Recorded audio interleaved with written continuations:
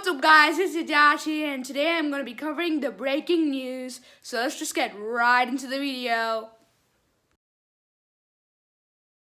Negotiation is a mutual agreement, but the Modi government only want the farmers to come down and lower their expectation as always.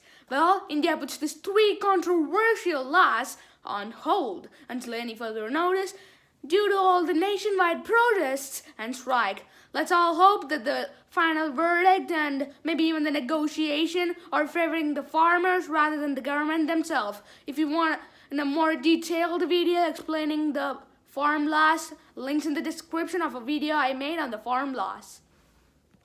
So in simple terms, the farmers say that these 3 highly controversial and contentious laws are really affecting their livelihoods, as a corporate company can easily exploit them too and not even give them the price they early on agreed upon. So that's a huge bummer. And another thing that is going to be a big problem is if a product has high stocks and pretty much less value, a farmer is not assured to get the minimum price they had for decades. So I think these laws are really leaning towards the corporate companies, and it's kind of like trying to make the government look oblivious in this case. So I think these 3 laws better to be on hold, and hopefully the negotiation comes in with some good stuff for the farmers. India on Friday was preparing to launch one of the most ambitious and complex nationwide campaigns in India's history. Well, the rollout of the co-vaccine, not the most creative name, it's short form for COVID-19 and a vaccine, but however, the first Indians were vaccinated on Saturday, and it is said that there is more than 300 million shots ready to be widespread usage. Yeah, man, I think it's going to be a great thing. Drop it down in the comment section below if the vaccine comes out for widespread use and us common people can get it. Would you go for it straight ahead or just do some more research and go for it? I would totally go for it.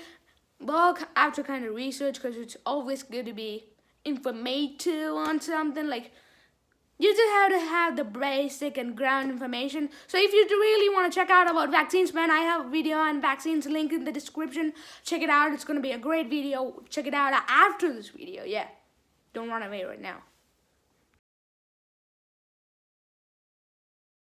Bigger stimulus checks. More aid for the unemployed, the hungry, and those who are facing eviction.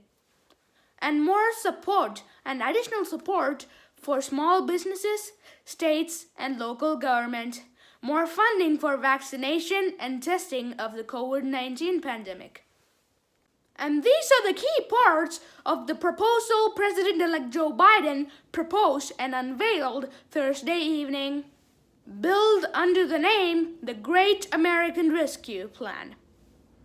Now that the Democrats control both the chambers in the White House, it's going to be easier than ever to propose laws like this. Yeah, even if it is preposterous, I don't think it's preposterous, but it is going to be easier than ever to propose bills like this. And I think it's going to be a great thing to develop the ideal of the American economy.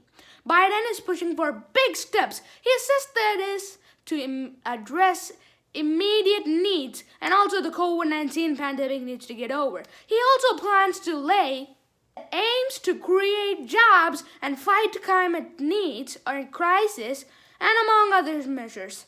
So this is going to be a whopping $1.9 trillion project, and I hope it goes right for the sake of the American economy.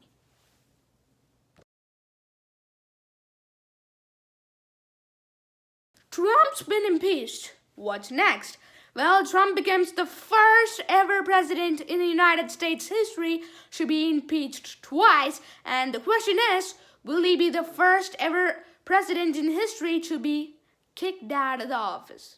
Yeah, man, he might even end up being one, as now that the House has started down an impeachment process, now the Senate has to accept and run down a trial.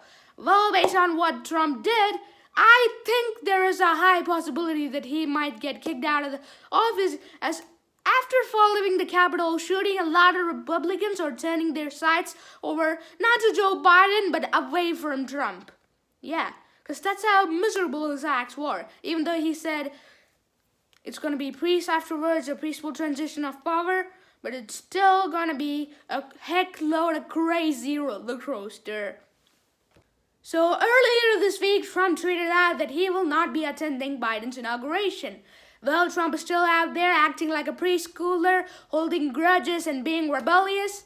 Well, we have seen presidents go out and ban social media app. But have we ever seen a president being banned by a social media app? Well, that's the case in Trump's situation.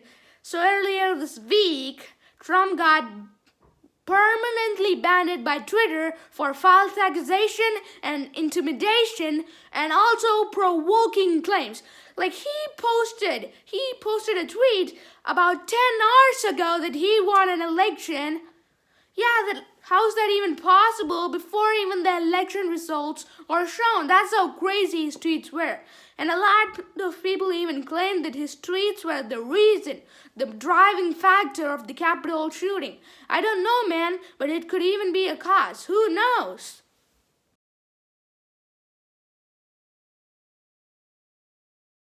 So in London, healthcare systems are crashing, which is resulting in big hotels and sometimes even rental houses taking in COVID-19 patients. So that just signifies how bad the COVID-19 pandemic is still going on.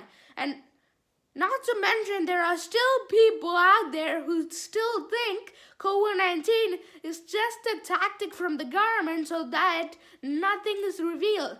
Like even after a heckload of kills, they still say COVID-19 is just a cover-up for something the government does illegally.